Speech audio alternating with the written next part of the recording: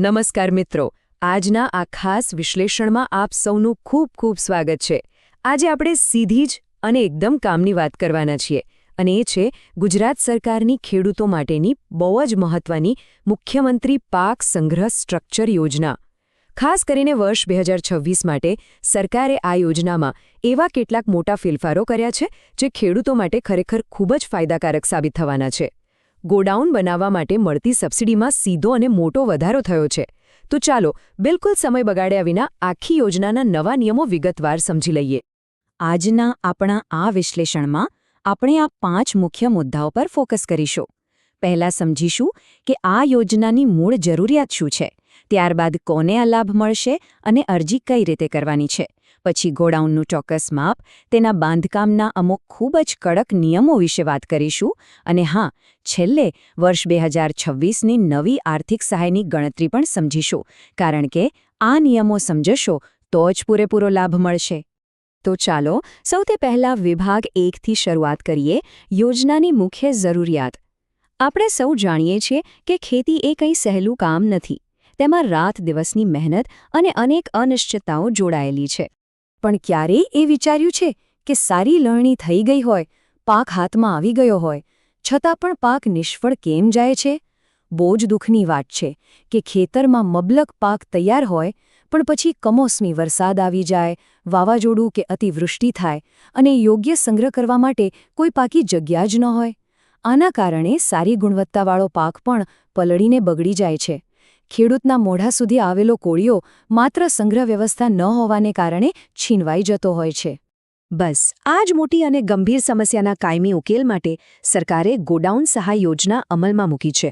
હમણાં જ 11 મે 2026ના રોજ આ યોજના હેઠળ નવો ઠરાવ પસાર કરવામાં આવ્યો છે. આનો મુખ્ય ઉદ્દેશ્ય એ જ છે કે ખેડૂતો પોતાના ખેતરમાં જ પોતાની વાડીએ એક પાક્કું ગોડાઉન બનાવી શકે. સરકાર આના માટે આર્થિક મદદ કરશે, જેથી પાક લાંબા સમય સુધી સુરક્ષિત રહે, તેની ક્વોલિટી જળવાઈ રહે અને જ્યારે બજારમાં સારો ભાવ મળે ત્યારે જ ખેડૂત તેને વેચીને પૂરેપૂરો નફો કમાઈ શકે. એક રીતે કહીએ તો આ યોજના પાક માટેની એક સુરક્ષા કવચ છે. હવે આગળ વધીએ વિભાગ 2 તરફ. લાભાર્થીની પાત્રતા અને અરજી. આ સરકારી સહાય છે, એટલે સ્વાભાવિક છે કે તેના અમુક ચોક્કસ નિયમો હશે. તો ચાલો સમજીએ કે આનો લાભ કોને અને કઈ રીતે મળી શકે. આ શરતો ખાસ ધ્યાનમાં રાખવા જેવી છે. ગુજરાતના કોઈપણ જમીન ધરાવતા ખેડૂત આ યોજનાનો લાભ લઈ શકે છે. પણ હા, આ ફાયદો આજીવન માત્ર એક જ વખત મળશે. બીજી એક બહુ જ અગત્યની વાત, જો તમારા 8 ખાતામાં એક કરતાં વધારે લોકોના નામ હોય તો તેમાંથી કોઈ એક જ વ્યક્તિ આ લાભ લઈ શકશે, અને તેના માટે બાકીના બધા જ ખાતેદારોની સંમતિ લેવી ફરજિયાત છે.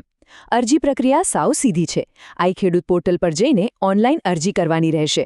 અને સારા સમાચાર એ છે કે જે તાલુકાઓમાં હજુ લક્ષ્યાંકો પૂરા નથી થયા, ત્યાં સરકાર ફરીથી અરજીઓ ખોલી રહી છે. હવે આવીએ ત્રીજા અને સૌથી ટેકનિકલ વિભાગ પર, ગોડાઉનનું માપ અને ડિઝાઇન. આમાં સહેજ પણ ભૂલ કરી તો સહાયના પૈસા અટકી શકે છે. આ માપનો તફાવત બરાબર મગજમાં બેસાડી લેજો. તમારા ગોડાઉનનું ન્યૂનતમ માપ 300 ચોરસ ફૂટ હોવું જ જોઈએ. જો તમે 290 કે 295 ચોરસ ફૂટનું બાંધકામ કર્યું તો પણ સરકાર તરફથી ₹1ની સહાય નહીં મળે. બીજી બાજુ, સહાય મેળવવા માટેની મહત્તમ મર્યાદા 600 ચોરસ ફૂટની છે. હવે જો તમને એમ હોય કે મારે 800 કે 1000 ચોરસ ફૂટનું મોટું ગોડાઉન બનાવવું છે, તો તમે ચોક્કસ બનાવી શકો છો. પણ સરકાર સહાયની ગણતરી ફક્ત 600 ચોરસ ફૂટ સુધીના બાંધકામ પૂરતી જ સીમિત રાખશે. બાકીનો ખર્ચ તમારે જાતે ભોગવવાનો રહેશે.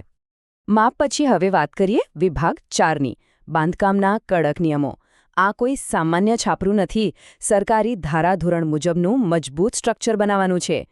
બાંધકામ કરતી વખતે આ 4 પગલાં અચૂક ફોલો કરવાના છે.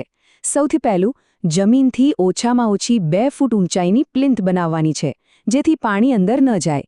બીજું, પાયાથી પ્લિન્થ સુધી પાક્કું ચણતર અને ફ્લોરિંગમાં PCC કરવું ફરજિયાત છે. ત્રીજું, હવાની અવરજવર માટે ગોડાઉનમાં ઓછામાં ઓછો એક દરવાજો અને એક બારી હોવા જ જોઈએ. અને છેલ્લે, છત માટે તમે કોર્યુગેટેડ ગેલ્વેનાઇઝ્ડ પતરા, સિમેન્ટની શીટ અથવા નળિયાનો ઉપયોગ કરી શકો છો. કોઈને જો RCCનું પાકું ધાબું ભરવું હોય તો છૂટ છે, પણ એ વધારાનો ખર્ચ ખેડૂતે જાતે આપવો પડશે. 10 ફૂટ. આ આંકડો બરાબર યાદ રાખી લેજો. તમારા ગોડાઉનની છતની મધ્યની ઊંચાઈ એટલે કે મોબની ઊંચાઈ પ્લિન્થના લેવલથી ઓછામાં ઓછી 10 ફૂટ હોવી જ જોઈએ.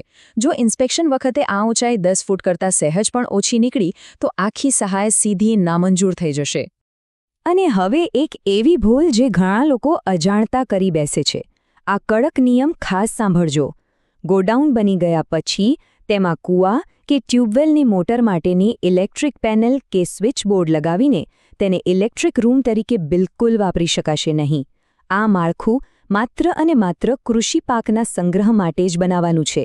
જો અધિકારીઓની મુલાકાત વખતે ત્યાં પાકને બદલે આવો કોઈ બીજો ઉપયોગ થતો જોવા મળશે તો સહાય મળવાપાત્ર થશે નહીં.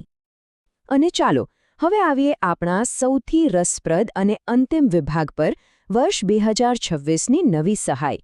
જો તમે આ બધા જ નિયમો પાળ્યા તો તમને ફાયદો શું થશે? ચાલો જોઈએ.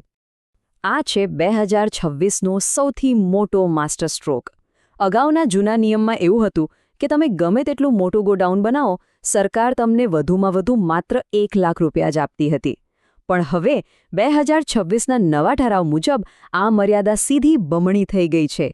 જી હા, હવે ગોડાઉનના માપના આધારે ખેડૂતોને મહત્તમ 2 લાખ રૂપિયા સુધીની જંગી આર્થિક સહાય મળી શકે છે. ગણતરી સાવ સરળ છે. જો તમે નિયમ મુજબ ન્યૂનતમ 300 ચોરસ ફૂટનું ગોડાઉન બનાવો છો તો તમને 1 લાખ રૂપિયાની મર્યાદામાં સબસિડી મળશે. અને જો તમે પૂરા 600 ચોરસ ફૂટનું મોટું ગોડાઉન બનાવો છો તો આ સહાય વધીને સીધી 2 લાખ રૂપિયા સુધી પહોંચી જશે. હવે માની લો કે તમે 400 કે 500 ચોરસ ફૂટનું બાંધકામ કર્યું છે તો એ માપના પ્રમાણમાં 1 થી 2 લાખની વચ્ચે તમને રકમ ચૂકવવામાં આવશે. એટલે સ્પષ્ટ છે કે સરકાર હવે ખેડૂતોને પાક સાચવવા માટે પૂરો સપોર્ટ આપી રહી છે. વાત એકદમ સાચી છે ને?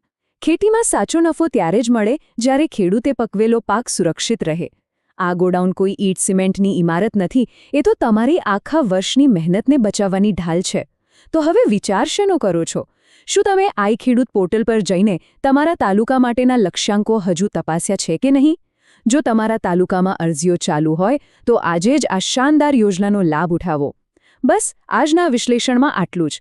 આશા છે કે આ માહિતી તમને ખૂબ જ ઉપયોગી નીવડશે. ફરી મળીશું આવી જ કોઈ રસપ્રદ અને કામની માહિતી સાથે.